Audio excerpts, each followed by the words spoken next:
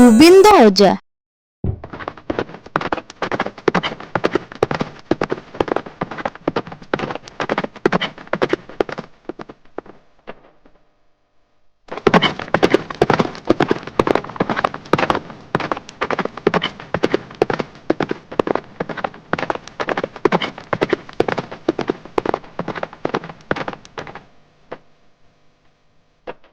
ଥରେ ଗୋବିନ୍ଦ ଅଜା ସକାଳୁ ସକାଳୁ ଗାଁରେ କିଛି ଗଛ ଲଗାଉଥିଲେ।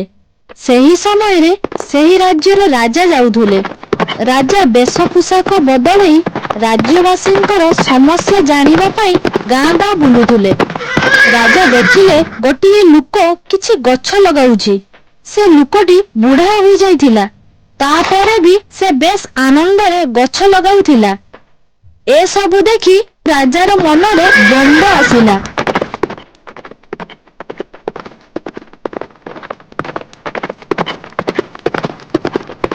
ରାଜାର ମନରୁ ଦ୍ୱନ୍ଦ୍ୱ ଦୂର କରିବା ପାଇଁ ବୁଢାଟି ପାଖକୁ ଗଲେ ଆଉ ତାକୁ ପଚାରିଲେ, ଏ ବୁଢାଟି ପାଗଳ ହେଇଯାଇଛି ନିଶ୍ଚିତ, ନହେଲେ ଏ ବୁଢା ବୟସରେ ଏ ଗଛ କାହିଁକି ଲଗେଇବ?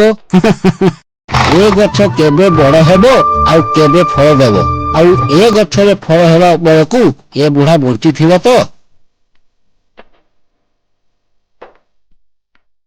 ଟିକେ ଶୁଣିବେ, ତମେ ଏଇଟା କୋଉ ଗଛ ଲଗଉଛ? କଣ ଏଇଟା ନଡ଼ିଆ ଗଛ। ତମେ କଣ ଜାଣିଛ ଏ ଗଛରେ କେବେ ଫଳ ହେବ? ଏଇ ପାଖାପାଖି 8ରୁ 10 ବର୍ଷ ପରେ। କଣ ତମେ ଏ ଗଛର ଫଳ ହେବା ଯାଏ ବଞ୍ଚି ରହିଥିବ ତ?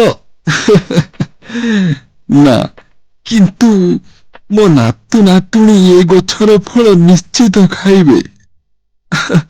ଆରେ ଭାଇ, ମୁଁ ବି ତ ଏବେ ଯାଏ ମୋ ବାପା ଆଉ ଜେଜେଙ୍କ ଲଗାଇଥିବା ଗଛର ଫଳ ଖାଉଛି।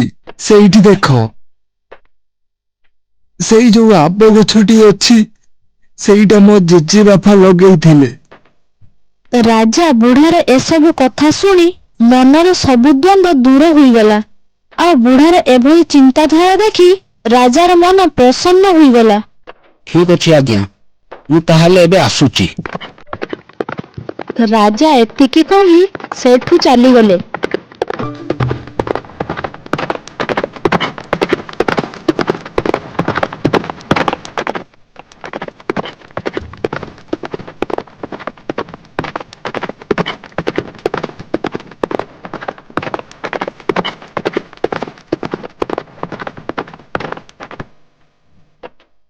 ରାଜା ଦରବାରକୁ ଯାଇ ସେ ସବୁ କଥା ମନ୍ତ୍ରୀଙ୍କୁ ଜଣାଇଲେ।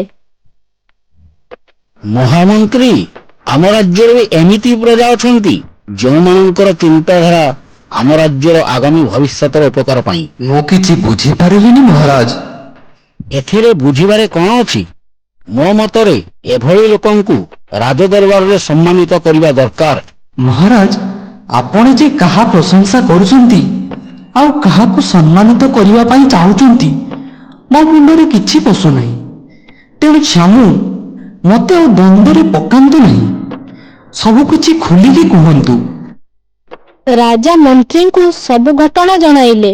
କେମିତି ଜଣେ ବୃଦ୍ଧ ଲୋକ ଆଗାମୀ ପିଢି ପାଇଁ ଗଛ ଲଗାଉଛନ୍ତି। ତେଣୁ ମୁଁ ଚାହୁଁଛି ସେ ବୃଦ୍ଧ ଲୋକଟିକୁ ରାଜଦରବାରରେ ସମ୍ମାନିତ କରିବା ପାଇଁ। ଯେମିତି ଆପଣ ଚାହୁଁଛନ୍ତି ମହାରାଜ। ରାଜାଙ୍କ ଆଦେଶ ପାଇ ମନ୍ତ୍ରୀ ନିଜେ ସେ ବୃଦ୍ଧ ଲୋକଙ୍କ ପାଖକୁ ଗଲେ। ମୁଁ ଯଦି ଠିକ ମନେ କରୁଛି, ଆପଣ ବୋଧେ ସେଇ ଲୋକ ଯିଏକି କାଲି ଗଛ ଲଗାଉଥିଲେ। ହଁ, ରାଜା ଆପଣଙ୍କୁ କାଲି ସକାଳେ ରାଜଦରବାରକୁ ଡାକିଛନ୍ତି। ରାଜାଙ୍କର ମତେ ମନେ ପକାଇବାର କାରଣ ମୁଁ ଜାଣିପାରେ କି? କାଲି ତମେ ଗଛ ଲଗାଉଥିଲା ବେଳେ ଯେଉଁ ବାଟୋଇ ଆସିଥିଲେ, ସେ ହିଁ ଏ ରାଜ୍ୟର ମହାରାଜ ଥିଲେ। ତୁମର ଚିନ୍ତାଧାରା ରାଜାଙ୍କ ମନକୁ ବହୁତ ପ୍ରଭାବିତ କରିଛି। ତେଣୁ ରାଜାଙ୍କର ଆଦେଶ, ସେ ତୁମକୁ ରାଜଦରବାରରେ ସମ୍ମାନିତ କରିବେ। ମନ୍ତ୍ରୀ ବୃଦ୍ଧ ଲୋକଙ୍କୁ ସବୁ କଥା ଜଣାଇ ରାଜଦରବାରକୁ ଚାଲିଗଲେ। ତହିଁ ପରଦିନ ବୃଦ୍ଧ ଲୋକଟି ରାଜଦରବାରରେ ଯାଇ ପହଞ୍ଚିଲେ। ରାଜା ରାଜଦରବାରରେ ସମ୍ମାନିତ କରି ପୁରସ୍କୃତ କଲେ।